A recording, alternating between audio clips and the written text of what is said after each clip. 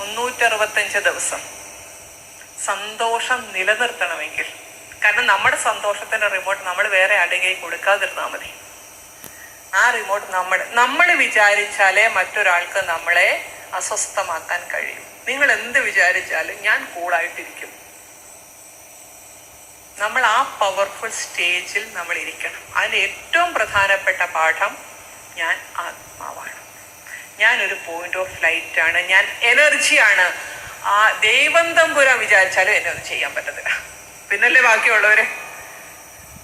ആർക്കും എന്നെ ഒന്നും ചെയ്യാൻ പറ്റില്ല. എന്റെ കർമ്മത്തിന്റെ ഫലമാണ് ഞാൻ അനുഭവിക്കുന്നത്. അല്ല ദൈവം എന്റെ തലയിൽ വരച്ചത് ഇങ്ങനെയല്ലേ? അല്ല, ദൈവമാണ് നമ്മുടെ തലയിൽ വരച്ചതെങ്കിൽ എല്ലാവരും എത്ര സൗഭാഗ്യശാലികളായിട്ട് ജീവിച്ചേരും. കാരണം ദൈവത്തിന് കുശുമ്പ് വല്ലതും ഉണ്ടോ? അസൂയ വല്ലതും ഉണ്ടോ?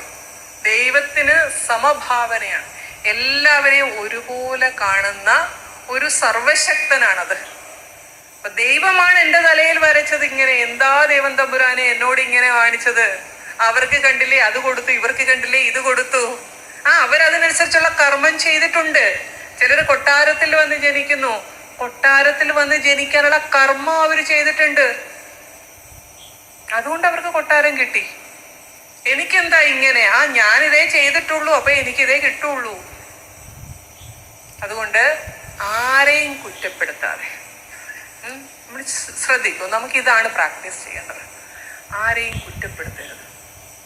എന്ത് സംഭവിച്ചാലും കുറ്റപ്പെടുത്തരുത്. കാരണം അത് അവര് റെക്കോർഡഡാ. അവര് വന്ന വഴി കൊണ്ടുവന്നതാ. അവരുടെ കുഴപ്പമല്ല. ഉള്ളിലുള്ളത് തന്നെ പുറത്തു വരും. സാഹചര്യം വരുമ്പോ നമ്മൾ പോലും അറിയാതെ അങ്ങ് പുറത്ത് ചാടിപ്പോകും. നമ്മൾ തന്നെ പറയില്ലേ, ഞാൻ പറയണമെന്ന് വിചാരിച്ചാൽ അങ്ങ് പറഞ്ഞു പോയി, അങ്ങനെ ചെയ്യണമെന്നേ ഞാൻ സ്വപ്നത്തിൽ പോലും കരുതിയില്ല, പക്ഷെ ചെയ്തു പോയി. കാരണം റെക്കോർഡഡ് ആണ്. ആ ഒരു പരിഗണന നമ്മൾ എല്ലാവർക്കും കൊടുക്കുക. ഇനി നമ്മളിൽ നിന്ന് ഒരു അബദ്ധം വന്നു എന്ന് വെച്ചോ, നമ്മൾ ചെയ്യാൻ പാടില്ലാത്തൊരു കാര്യം നമ്മൾ ചെയ്തു, അവിടെയും നമ്മളെയും കുറ്റപ്പെടുത്തരുത്. ഗമയടിച്ച് നടക്കുകയും ചെയ്യരുത്. എന്നിൽ റെക്കോർഡ്, അങ്ങനെയല്ല, തിരുത്തണം. കാരണം to every action there is an equal and opposite. എന്നിൽ നിന്ന് എന്ത് ഈ പ്രകൃതിയിലേക്ക് പോകുന്നുവോ അതെനിക്ക് തിരിച്ചു കിട്ടും. നല്ലത് പോയാലും എനിക്ക് തിരിച്ചു കിട്ടും, ചീത്ത പോയാലും തിരിച്ചു. എവിടെങ്കിലും വെച്ച് കിട്ടും. രാമനും കൃഷ്ണനും മാറ്റാൻ പറ്റിയില്ല, പിന്നല്ലേ നമ്മള്, അല്ലേ? അതുകൊണ്ട് ദശരഥ മഹാരാജാവിന്റെ കഥയും നമുക്കറിയില്ലേ. മുനികുമാരനെ അറിയാതെ സംഭവിച്ചതാ. പക്ഷെ കർമ്മം നടന്നോ? ആ കർമ്മത്തിന്റെ ഫലം കിട്ടിയില്ലേ? അതുകൊണ്ട് ആരെയും രണ്ട് കാര്യങ്ങൾ നമ്മൾ ഒരു പ്രതിജ്ഞ എടുത്തിട്ട് പോകും. ഒന്ന്, ഞാൻ ആരോടും ദേഷ്യപ്പെടില്ല. ഒരാളുടെ പെരുമാറ്റമോ